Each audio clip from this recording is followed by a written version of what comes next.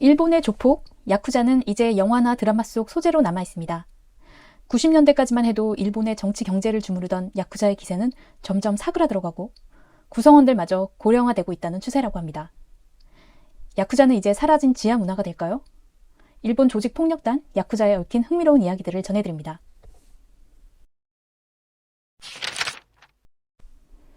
야쿠자의 룰, 유비츠메.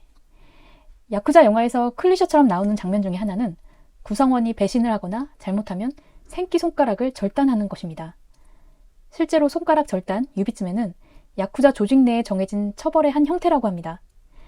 유비츠메의 기원은 일본인이 검을 사용하던 시대로 거슬러 올라갑니다. 일본도를 잡을 때 가장 중요한 지점이 바로 새끼손가락의 역할이라고 하는데요. 그러니까 손가락이 없다는 것은 상징적으로 오야붕의 자비에 자신을 오롯이 맡기겠다는 뜻이 됩니다. 자신이 잘못한 일은 아니지만 부하가 잘못을 해도 오야붕이나 조직에게 미안한 마음을 담아서 유비츠메를 합니다. 일본 유튜브 채널 마루야마 곤잘레스의 우라샤카이, 사회의 뒷얘기라는 채널이 있습니다. 그 채널에는 얼마 전에 전 야마구치파 대장 쇼지마 할아버지가 나와서 유비츠메에 대한 이야기를 합니다. 그는 현재 손가락 3-4마디 정도가 없는 상태였는데요. 모두 과거 유비츠메로 없어진 것이라고 합니다. 그가 18세 시절에 부하가 돈 문제를 일으키는 바람에 그 책임을 지기 위해 손가락을 처음 잘랐다고 합니다. 이 손가락 자르는 것에도 순서가 있다고 하는데요. 처음에는 왼쪽 새끼손가락부터 자르고 그 다음에 잘못하면 오른쪽 새끼손가락, 그 다음에는 다시 왼쪽으로 가는 형태로 자른 다음에 그 다음에는 바로 병원으로 가서 치료를 받는다고 합니다. 당연히 다시 적합하는 수술은 금지라고 하네요. 그 잘라지는 아픔은 이루 말할 수가 없고 당시에는 유비츠메가 결정돼서 무서워서 도망가는 조직원도 일부 있었다고 합니다. 다행히 지금은 그런 룰이 거의 사라졌다고 하네요.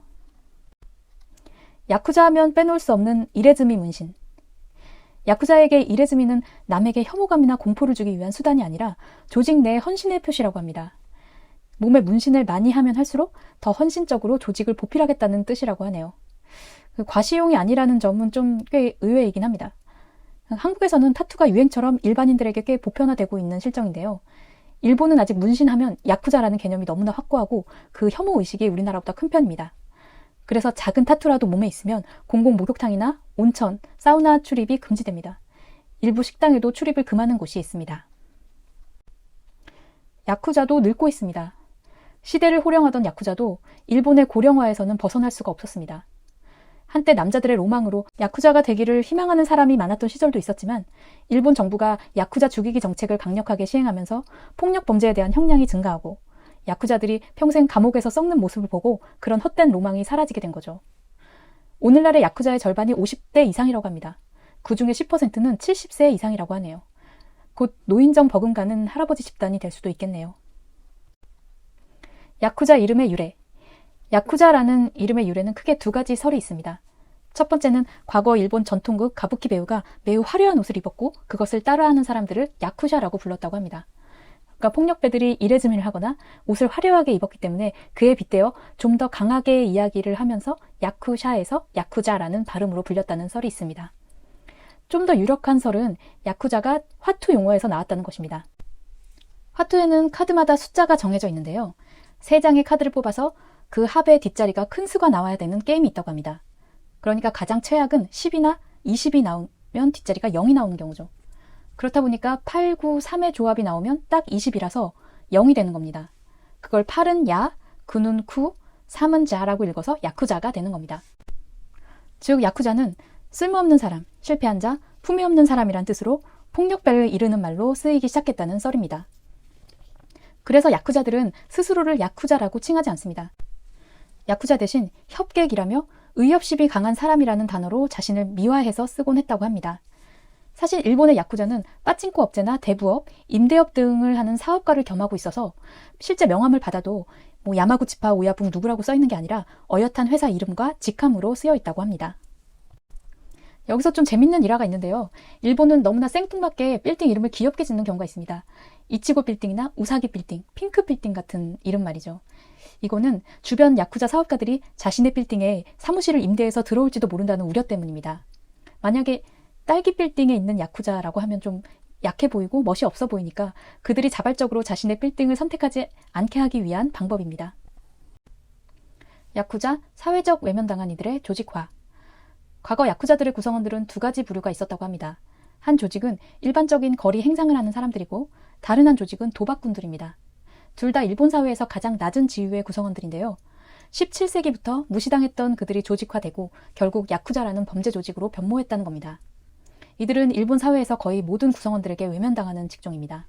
여기서 우리 역사에서 슬픈 단면이 좀 속해 있기도 한데요.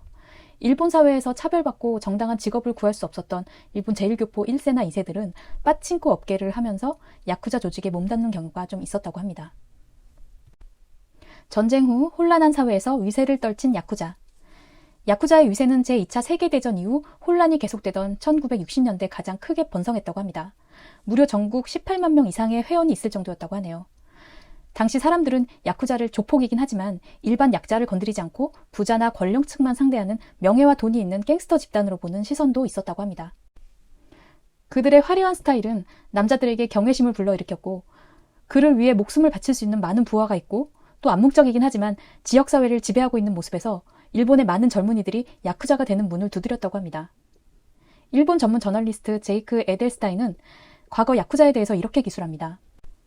야쿠자, 그들은 이탈리아 마피아에 비해 신사적인 경향이 있다. 절도나 무장 강도 같은 거리 범죄를 저지르지 않고 동료나 야쿠자 간 갈등은 자주 발생하지만 일반 대중들을 상대로 하는 경우는 거의 없다라고 말이죠. 야쿠자 테스트. 야쿠자가 되기 위해서는 테스트도 거친다고 합니다. 일본 야쿠자에는 그들만의 법칙이 있는데요. 보스가 부하의 행동까지 책임을 져야 하는 룰입니다. 그래서 보스가 부하를 뽑을 때 법을 잘 알고 있는지 12가지 법 관련 질문을 던진다고 합니다. 일본에서 가장 큰 파벌을 형성하고 있는 야마구치 구미는 조직원을 뽑을 때 법으로 처벌할 수 있는 행동과 처벌할 수 없는 행동, 행위에 따른 형량 등을 꼼꼼히 물어보고 잘 숙지하고 있는 일을 받아들였다고 합니다.